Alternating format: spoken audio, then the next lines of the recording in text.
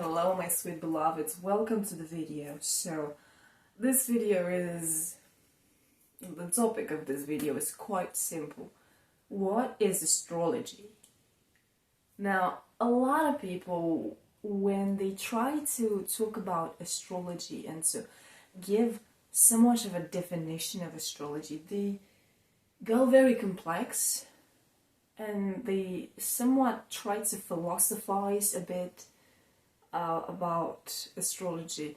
Now, if you're into that, okay, but truth is things are a lot more simple than that. And many people would give a definition to astrology, and many people would take astrology as a word in itself at this point.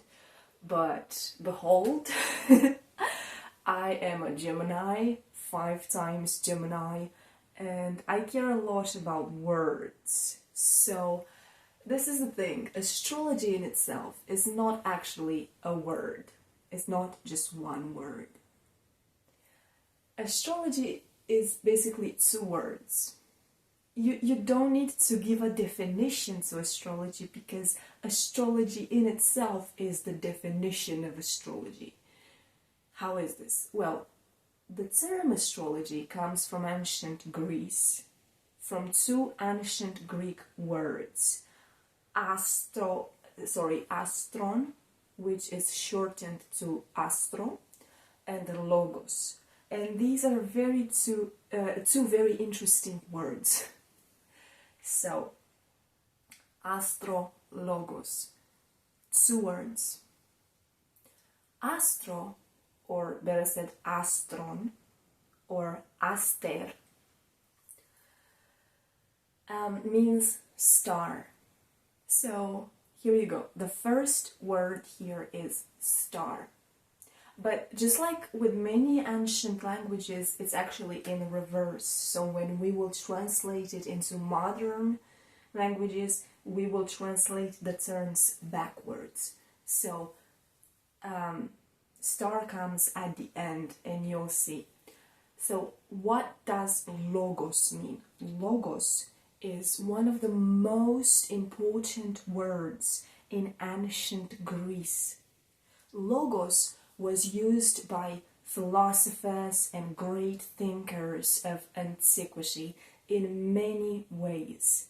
And it's got actually more meanings. With the first word here, with astron, it's simple. It's star. It has just one meaning. But with logos, logos is a very beautiful word. And guess what it means? It actually means word. The word logos means word. Not just word. It means reason. It means language. It means discourse, it means speech, it means study, it means understanding. So it means a lot of things. And actually, in ancient Greece, this is how philosophers used to, this was the argument that philosophers were bringing to talk about why the human form is so important. Now, they might have introduced a bit of ego in their speech about the importance of being a human, whatever, but their argument was that as humans, we have speech, we have words, we have articulated language, and this is what makes the human superior to other animals. That's what was their speech about. Now, I don't believe the humans are superior to other animals. That's just bullshit. But that was the ancient Greek thought at the time.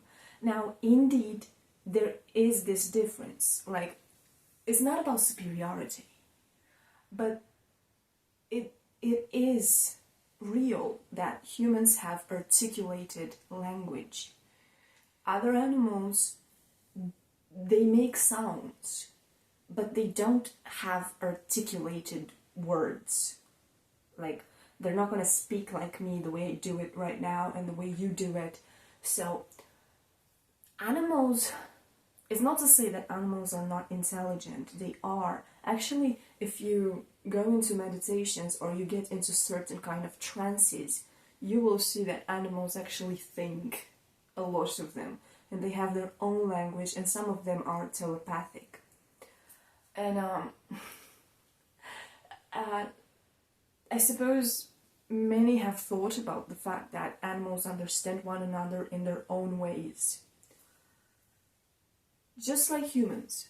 And the way we understand one another in this era, in this dimension, is by articulated words. There was a time when humans were also, like at the beginning of the human species, when the human species was just descending from the non-physical. At that point, humans were also able to have some kind of telepathy. But the more the human species got like denser, more physical, the more the spiritual side and spiritual abilities of the collective kind of like, it's not to say that they went away, they're still there, like humans can still access those gifts, but it's a bit harder to do that because humans are so physical at this point. And that's actually what we're doing at this point. We are ascending, so we are integrating more light into the human form and transforming it from a very physical form of existence to a less physical type of existence, because the journey that humans are supposed to follow is to get back into the non-physical. So it's a circle. The human collective came from the non-physical and materialized itself and reached the most material point of its existence, and from here we are bringing humanity back into the non-physical. Of course it happens through ages, it's not like it's gonna happen tomorrow. But coming back to my discourse, in this era, in this dimension, this is how we understand one another, through articulated speech. And as I said, I'm a Gemini, so I love it. And logos, this is why for ancient Greeks, logos meant word and reason, because they thought that humans, because they have this ability of articulating words, it means they are logical beings, they have something called reason. So because of this, logos means word and it means reason as well. It also means language and speech and discourse. So this being said, at this point you can understand what astrology is. It's astrologos. Astrologos. It means the word of the stars, the study of the stars, the reason of the stars, the language of the stars. This is what astrology is. You don't need to philosophize about it, and you don't need to give ample definitions to it. You just have to look at the words. And that's it. The word in itself is the meaning. So it's the language of the stars. This is what astrology is. And I've been very intuitive about it prior to studying the history of these words, because when I started learning astrology, I was telling a friend of mine that astrology is a language in itself. It is a language in itself. It is the language of the stars. It's basically a language for humans to understand the stars. This is what it is. Again, the language of the stars, it's something marvelous, magnificent. I love it. And therefore, it's highly spiritual. I love you.